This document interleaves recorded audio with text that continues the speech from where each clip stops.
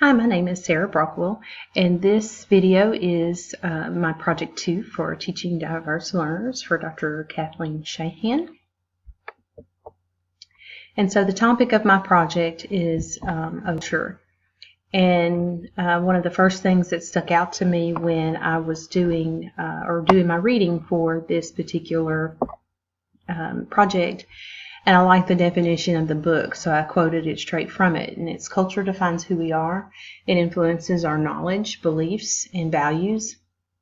It provides the blueprint that determines the way we think, feel, and behave. And so it just really spoke to me as, that's just like our inner core. Our culture is just like the starting thing of who we are, and pretty much determines how we react and act in society.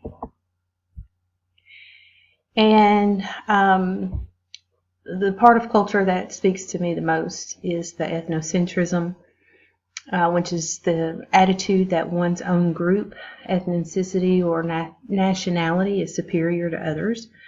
And this was a term that William Sumner, a sociologist, had come up with. And I like the way it almost introduces us to what we perceive as normal. And we use our culture as that baseline, comparison. And a lot of times it falls to a more negative thought. And so ethnocentrism can be perceived in schools down to patriotism. There's students that do not want to participate in the Pledge of Allegiance, and something I've witnessed myself, and something I just don't push. The only thing I push for is showing respect. Bullying, I see a lot of that too. A lot of it is more of a class situation versus a race issue, even though I'm sure that obviously it still exists. But what I see too is bias in the curriculum.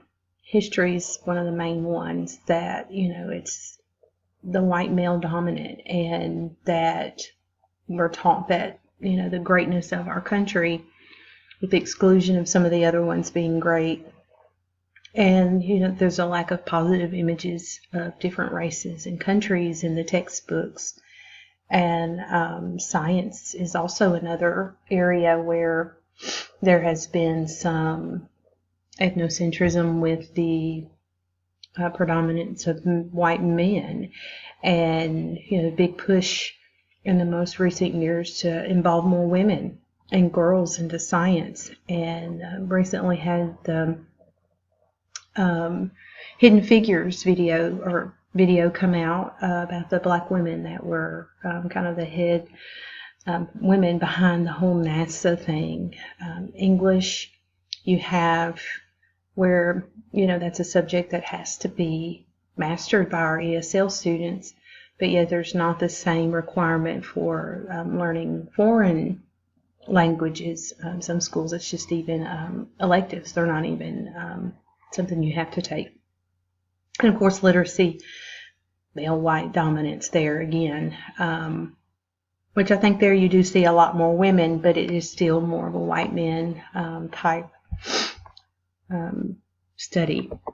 And so just something to think about: how well would our schools accept a child wearing a hijab? And just knowing where we live and the type of mentality in our area, it would be very difficult for a Muslim student to come in wearing a hijab.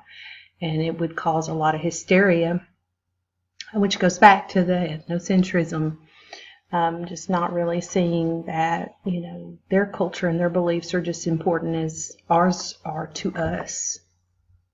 So a few things that teachers could do: learn and embrace other cultures, be non-judgmental, differentiate that learning, include diverse examples of culture in lessons, be a student advocate, and model tolerance of difficult culture groups.